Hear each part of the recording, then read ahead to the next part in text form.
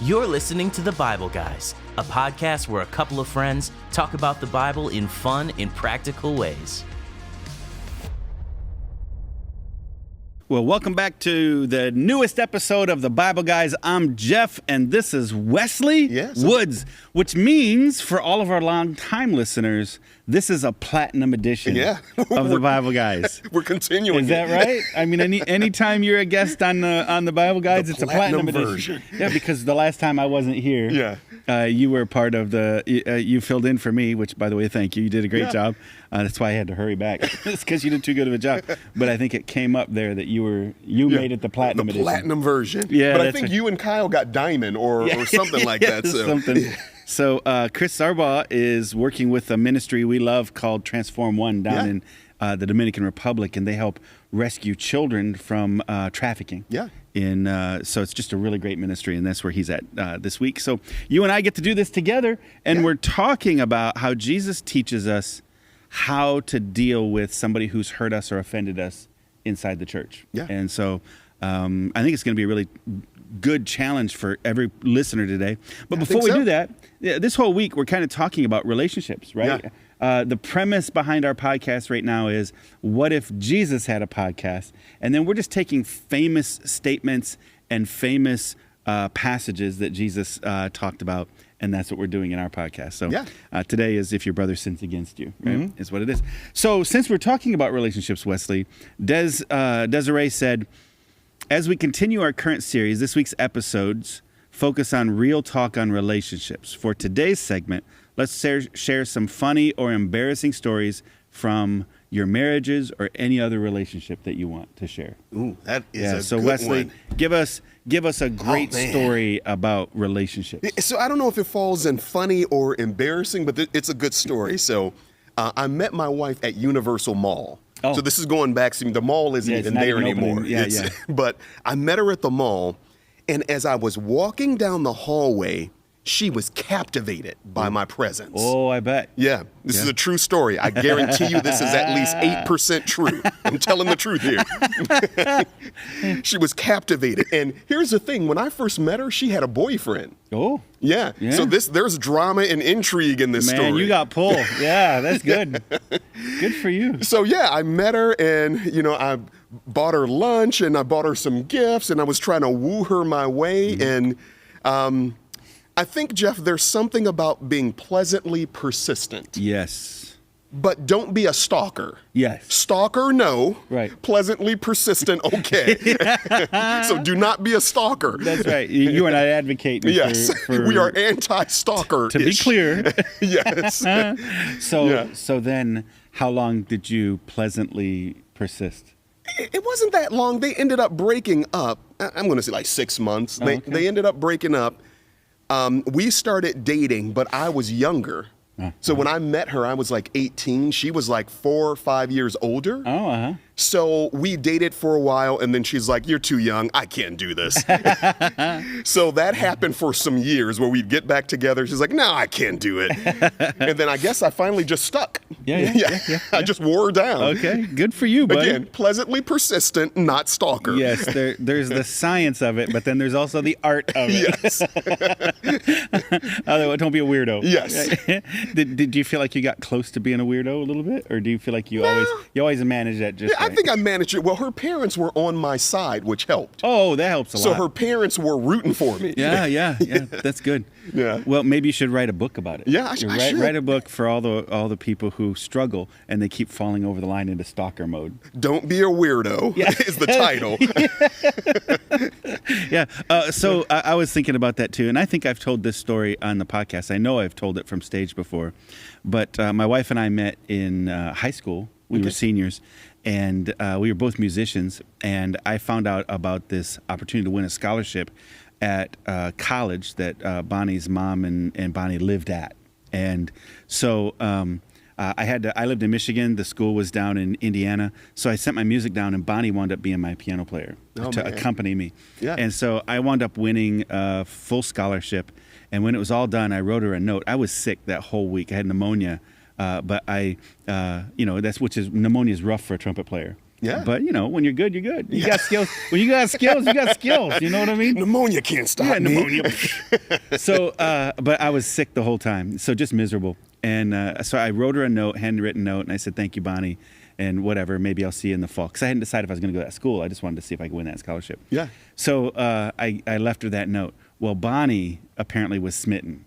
Oh. And so she kept that card on her nightstand, and every night, all summer long, she prayed that God would send me to school. Oh, wow. And so I wound up going back. We started dating on the first day of college, and I never dated another girl again. Oh, wow. And so now here I am. We've been married almost 33 years, and I am still literally God's answer to my wife's prayers. It's hilarious. Isn't that great? We got to get Bonnie's version. No, that's a fact. You can ask her; she'll tell you. I am God's answer to her prayers. Yeah. And so, when she gets frustrated with me, I'm like, "Oh, is that how you treat God's answer to your prayers? You prayed for this." Yeah, exactly. Be careful what you pray for, ladies. Yeah, you got it. That's pretty good. Oh man. So, talking about sometimes people getting grumpy, though.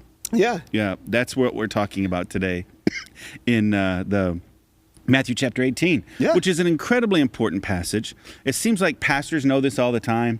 Elders will know this. When there's a problem, people say, well, what's the Matthew 18 solution? Mm-hmm. But it's amazing to me how few church people know Matthew 18. Yeah. Right? And so this is incredibly important, I think, for every person listening, because there will be a time when somebody offends you. Mm-hmm. And so how should a Christian approach being offended? Yeah. Right? Excuse me. This cough just won't go away. You got this little cough? Yeah. And it's a tickle in the bottom of my throat. I talked to my doctor about it, and my doctor's like, I think your body has this habit now of coughing. You got a little bit of inflammation, so whatever. So I'm not sick. I just won't quit the little cough. Anyways, Matthew chapter 18, verse 15 says, if another believer sins against you, go privately and point out the offense.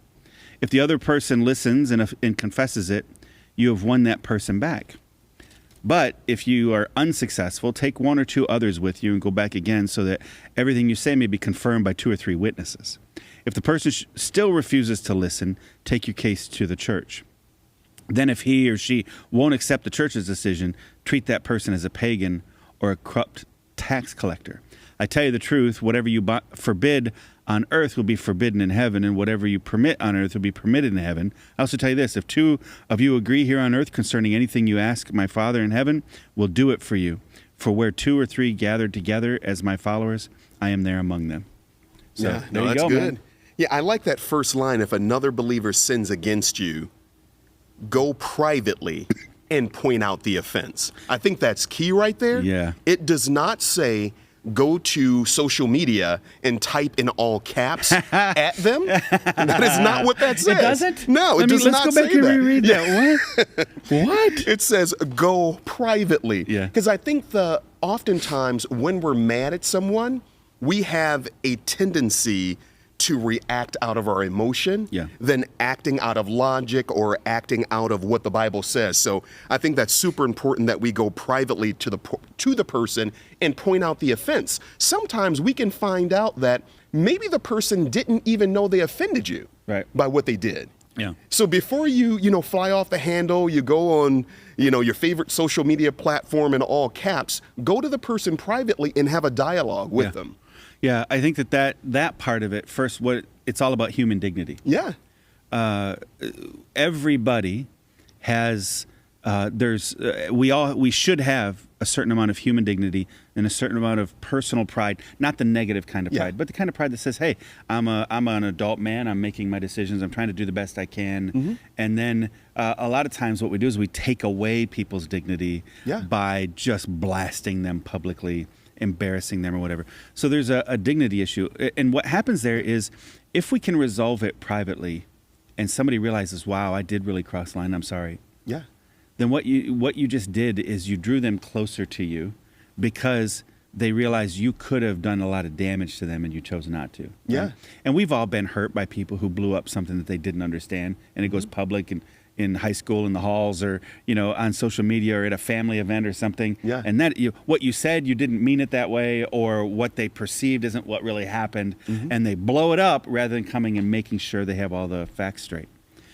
Yeah. But here's the funny thing, Jeff. when we do something to someone else, this is what we want. Yeah. We want this right here. Come back to me privately. Yeah, come back to me privately. We'll talk about it. We'll resolve it. But when they do it to us, we're ready to go scorched earth nuclear.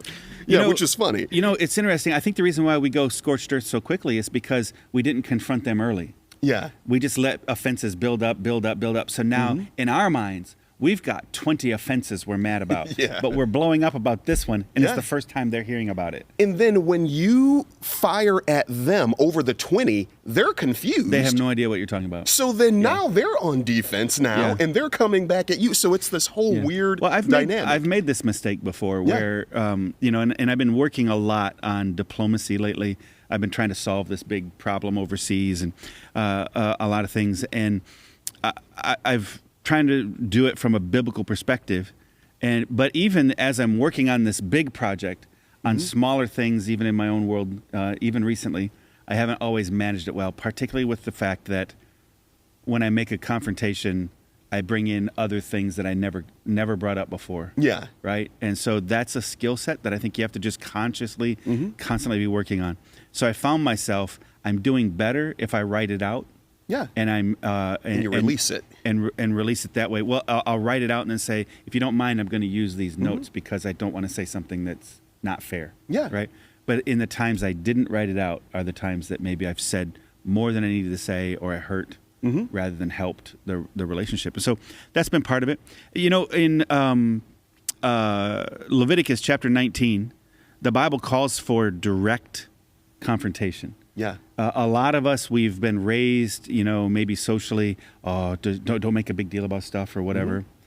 But in Leviticus, it says, confront people directly so you'll not be held guilty of their sin, which is interesting. Yeah. So God wanted his people to have a directness about them, to say, hey, I don't want this to go so long that it festers and makes us bitter towards each other. Yeah. Let's just confront it right now. Let's deal with it.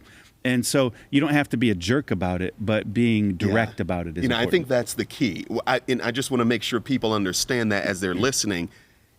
Yes, be direct. Yes, confront the thing directly.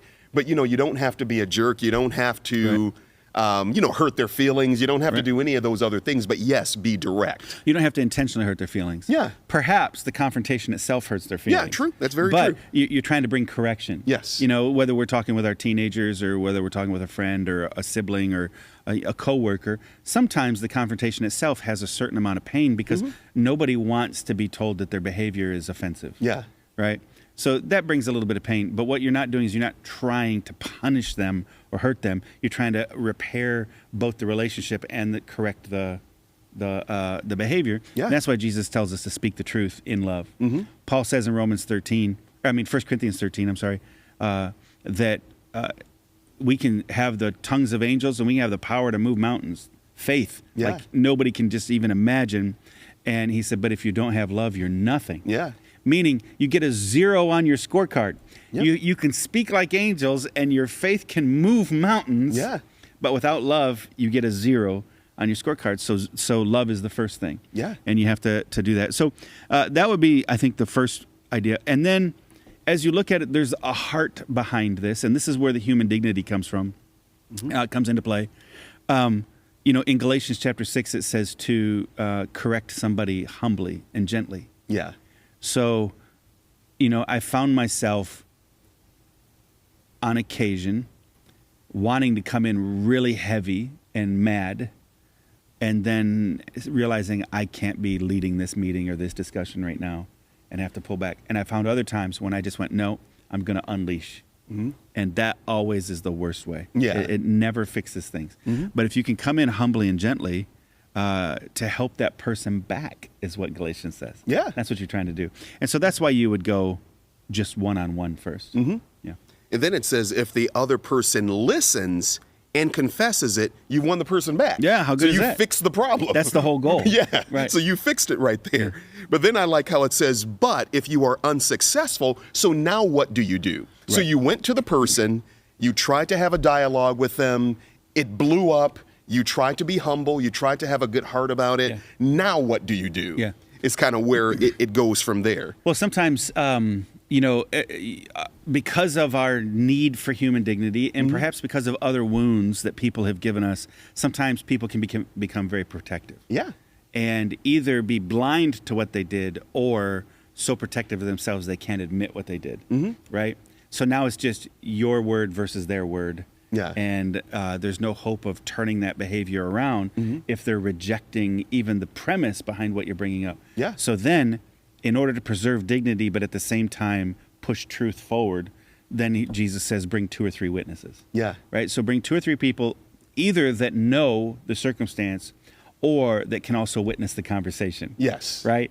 So it's kind of it's flip sides of the same coin. Yeah. You want them now, hey, this may turn somewhat adversarial. So you need witnesses for the conversation itself. Yes. But then if you can bring witnesses that also were part of or had seen or were aware of this circumstance before, that also can kind of put some, cause the person to lay down their weapons and go, okay, I see what you mean now. And I would also add witnesses with wisdom and a neutral perspective. Yes. You're not bringing witnesses to take your side. That's right. That's not why you're bringing the witnesses. Yeah. You're bringing the witnesses to witness, right. But also you're bringing them to bring a resolution to what's going on, not to, that they are right. That's what they're, no, that's not why you're bringing the witnesses. Right. Yeah. So, John tells us Jesus is the Word.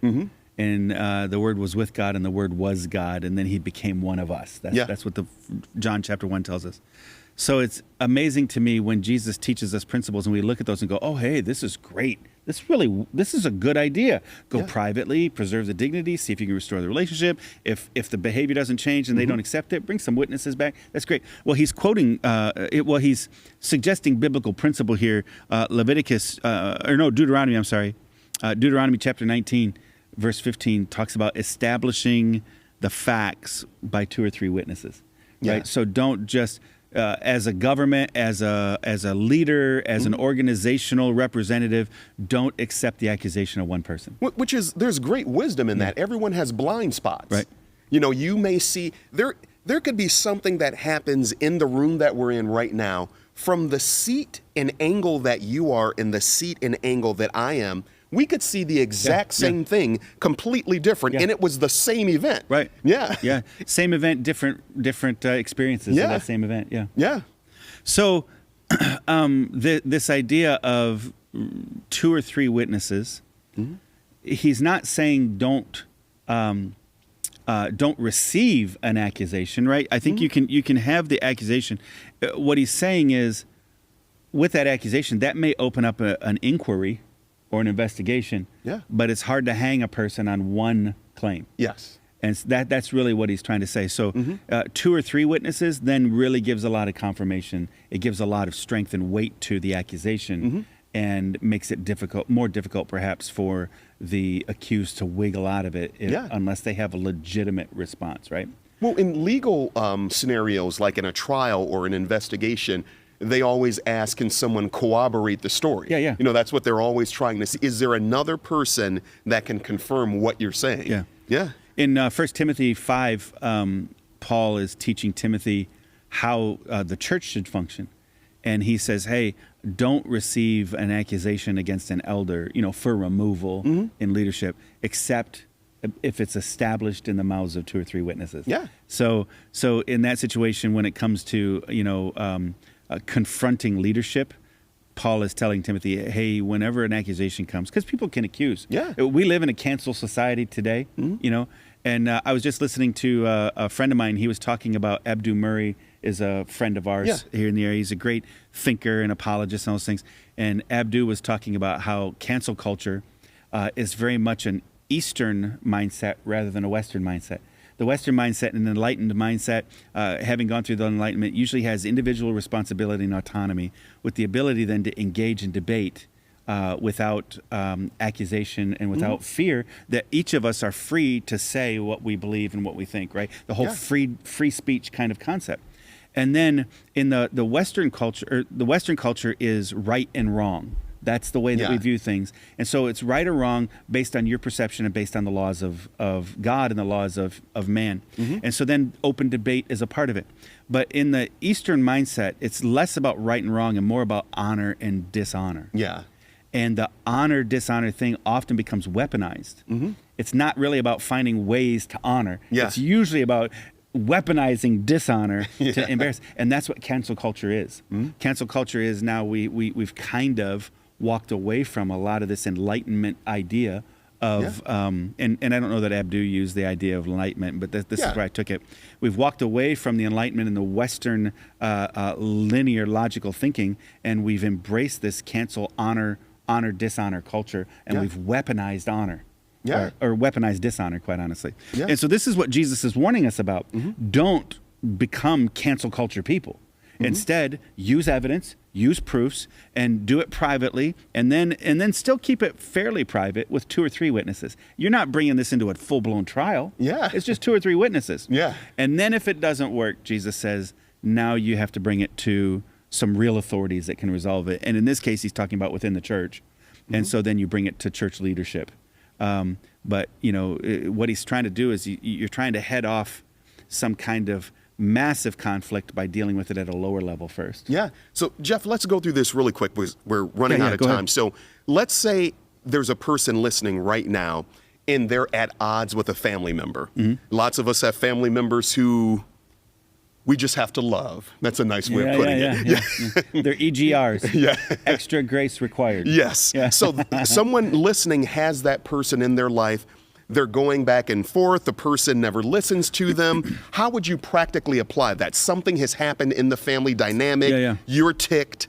Do you just go blast away at the person? What do you do based on this model? You try to have the private conversation. And on occasion, you know, it's fire and you know, it's the people can be a match and gunpowder going after each other. So sometimes it's better that you write it in a kind way. Take your time, think about it for days. Don't send it off right away.